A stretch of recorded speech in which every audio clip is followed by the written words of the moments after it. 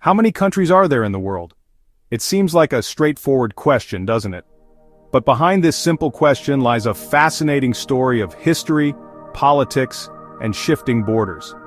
Throughout history, the concept of a country has evolved dramatically.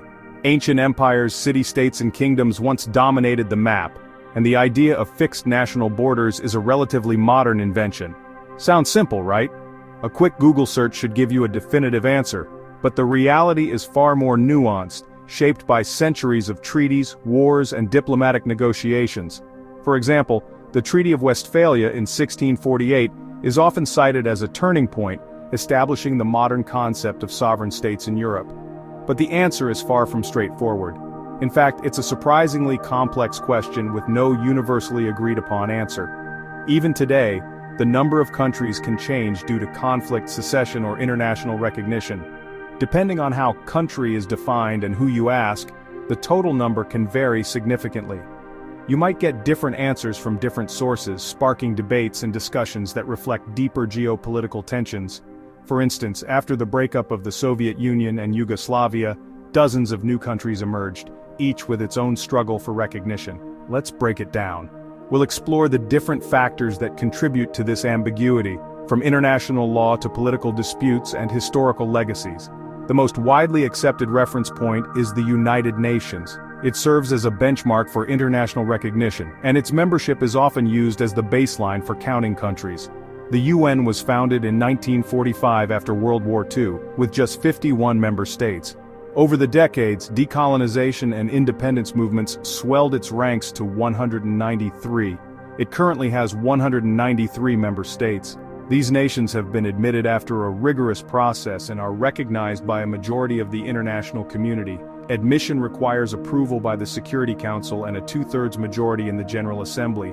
This process ensures that new members meet certain criteria, but it also means that some entities remain outside the UN despite functioning as independent countries. These are generally recognized as sovereign nations around the world, making this the lowest commonly cited number for how many countries there are. They possess the attributes of statehood that are widely acknowledged, such as defined territory, population, and government. In addition to its members, the UN includes two permanent non-member observer states, Vatican City and the State of Palestine. These entities have a unique status within the UN system, participating in debates, but not voting. Vatican City is universally recognized as a sovereign state. Its unique status as the Holy See contributes to its widespread acceptance, and it is the smallest independent state in the world by both area and population. Palestine, meanwhile, is recognized by 138 UN member states, but faces limitations in its control over territory and lacks full UN membership. Its status remains a subject of ongoing international debate and negotiation, reflecting the complexities of the Israeli-Palestinian conflict. The U.S. State Department lists 195 independent countries.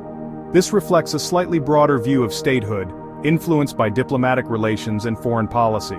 That includes the 193 UN members, Vatican City, and Kosovo, which declared independence from Serbia in 2008, and is recognized by over 100 UN member states.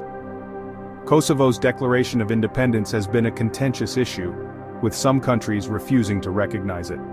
The International Court of Justice ruled in 2010 that Kosovo's declaration did not violate international law, but recognition remains divided. However, it remains partially recognized due to opposition from countries like Russia and China. Their stance highlights the political dimensions of recognizing a country, as major powers can influence global acceptance. Adding Taiwan brings the total to 196.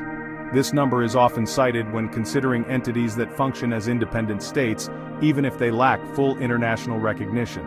Taiwan functions fully as an independent country, with its own government, military, and currency. It possesses all the characteristics of a sovereign state, except for widespread international recognition. Most countries do not officially recognize Taiwan due to the One China policy, but many maintain unofficial relations and trade partnerships. However, it is not recognized as a sovereign state by the UN due to the One China policy, despite extensive unofficial relations with many countries. This policy significantly impacts Taiwan's international standing and participation in global organizations. Beyond these widely debated cases, some nations contain constituent or semi-autonomous countries. These entities often have a degree of self-governance, and their status can be confusing in international statistics. The United Kingdom includes England, Scotland, Wales, and Northern Ireland. Each of these has its own distinct identity and history, and Scotland even held a referendum on independence in 2014. The Kingdom of the Netherlands includes Aruba, Curaçao, and Sint Maarten. These Caribbean islands are part of the Dutch realm with their own governments and constitutions. Denmark has Greenland and the Faroe Islands. These territories enjoy a high degree of autonomy, managing most of their own affairs while remaining part of the Kingdom of Denmark. These are sometimes considered separate countries, depending on the context. Their level of autonomy and self-governance plays a key role in how they're classified. There are also freely associated states like Niue and the Cook Islands with New Zealand, and Palau, the Marshall Islands, and Micronesia, with the US. These states maintain close ties with their associated countries, often relying on them for defense and foreign affairs. French Polynesia is another example, classified as an overseas country of France. It represents a unique form of territorial administration, with its own parliament and president. These territories have varying degrees of autonomy and international recognition. Their status is often a complex mix of self-governance and external control, making them difficult to categorize. Some territories declare themselves as countries but receive little or no international recognition. These self-declared states often face significant challenges, including economic isolation and limited access to global institutions.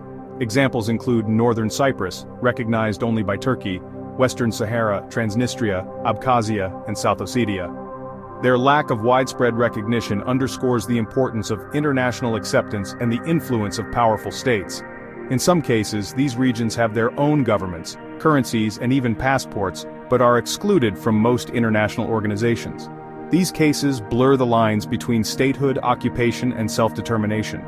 They highlight the complexities of international law and political realities and the human impact of disputed borders. For people living in disputed territories, questions of citizenship, travel, and identity can be deeply personal and sometimes fraught with uncertainty. There's no universal legal definition of a country. This lack of a clear definition contributes to the ambiguity surrounding the question and allows for different interpretations by governments and organizations. Criteria often include a defined territory, a permanent population, a functioning government, and capacity to engage in foreign relations. These are the key attributes that are often considered when assessing statehood, but not all entities meet them equally. But without broad international recognition, even entities that meet these standards may not be accepted as sovereign states. Recognition is a crucial element in determining whether an entity is considered a country, and it can be withheld for political reasons. So, what's the final count? Here are the main interpretations. Let's look at the different ways we can arrive at a number, and why each method has its supporters. 193 UN members plus 2 observer states, Vatican City and Palestine, = 195 plus Taiwan or Kosovo = 196, count both = 197, include unrecognized or constituent states, and the number goes beyond 200.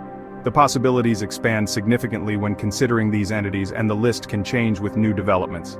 For example, South Sudan became the newest country in 2011, showing that the world map is still evolving. There's no single correct answer. It depends on definitions, politics, and recognition. The answer is subjective and depends on your criteria, and even experts sometimes disagree. The concept of how many countries exist isn't fixed, it's a reflection of global geopolitics and historical complexity. It's a dynamic and evolving landscape shaped by the forces of history and the ambitions of nations. While 196 is a widely used estimate, understanding the nuance behind it gives a deeper perspective on how the modern world is structured. It allows us to appreciate the complexities of international relations and reminds us that the world map is always a work in progress. Subscribe to Hodo Ventures for more videos, and see you soon in another video.